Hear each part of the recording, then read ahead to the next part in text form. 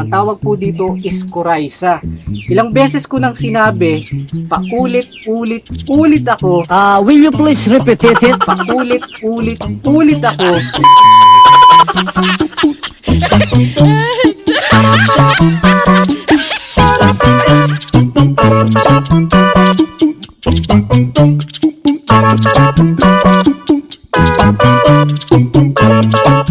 Guys, may katatawag lang po sa akin kaninang umaga. Kaibigan ko, taga Batangas. Hello pare. So namumroblema po siya kasi yung mga manukan niya nagkasipon-sipon talaga at namamagana yung mga mata. So ang tendency niyan baka mabulag sila. Guys, sobrang seryoso po ng sakit na to. Ang tawag po dito is coryza. Ilang beses ko nang sinabi, paulit-ulit ako na sa umaga pa, sa agapan natin, sa umpisa pa lang agapan natin ang mga sisiw o ang mga manok natin. Ano ba yung simptomas ng coryza o sipon? So number 1, nagbabahing po siya. Pangalawa, matamlay. Tapos palaging nakapikit, mahinang kumain. Tapos may lumolobo sa ilong na parang sipon yun. So yan po ang isang indication na kung saan ang mga manok natin ay meron ng sipon o halak. Papunta na po siya sa coryza. So ano ba ang coryza? Ang coryza, mga kapatid, mga kaibigan, ay isang uri ng bakterya na kung saan namumuuna yung mucus o yung plema ba yun? Plema sa ating mga ilong. Will you please repeat it? Plema sa ating mga ilong. Ginagawa mo!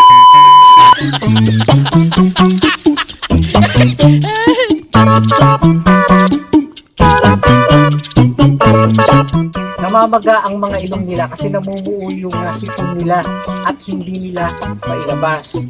So, dahil sa lamig, saka nagkakaroon sila ng lagnat. So, mainit yung kanilang mga leeg at saka yung kanilang, pag hinipon mo yung sa ulo nila, mainit siya.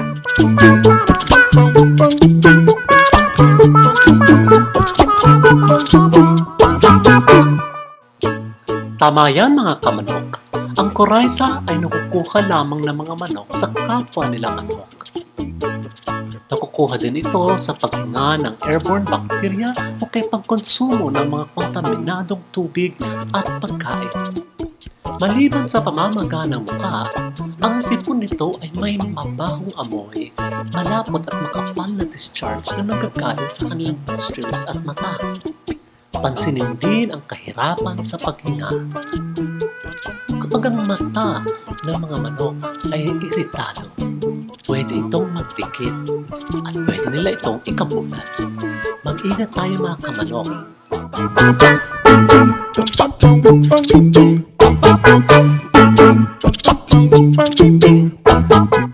Ang komplikasyon ng coryza ay makakaapekto sa kanilang paglaki, lalo na sa kanilang pangingitlog.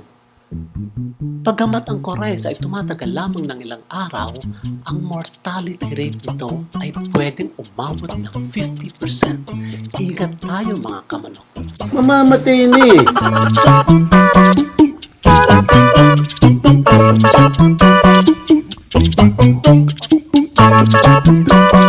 Guys, ang maagap na paggamot sa kanilang mga sakit, yun ang unang-unang solusyon. Pero kung hindi na talaga natin maagapan na namamaga na yung mga mukha nila, guys, eto, gumamit ka na ng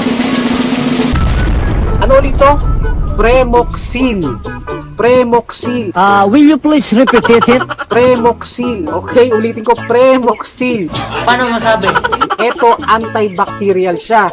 So, paano ba gamitin itong Premoxil powder na to? Guys, watch nyo to. Simple lang. Kuha ka lang ng 1.5 liter ng water. Okay? Tapos, ito kasi 5 grams. Ihahalo mo lang siya sa tubig. Paano ba buksan to? Yan. Guys, ilalagay nyo lang siya rito. Lahat nyo siya.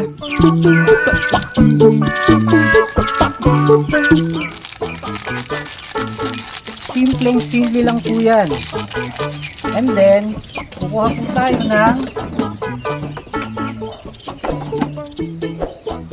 spoon. At ihahalo. Haluin natin sila.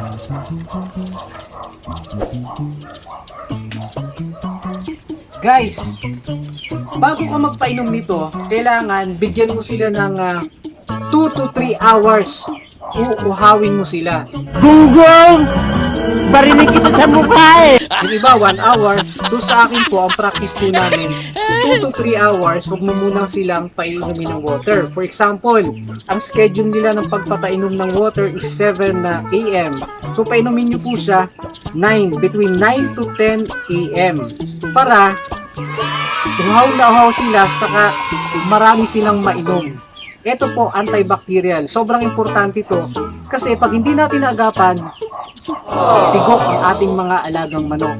Wow naman! Wow! Wow! Mamamatay na eh! Guys, ito, effective po ito.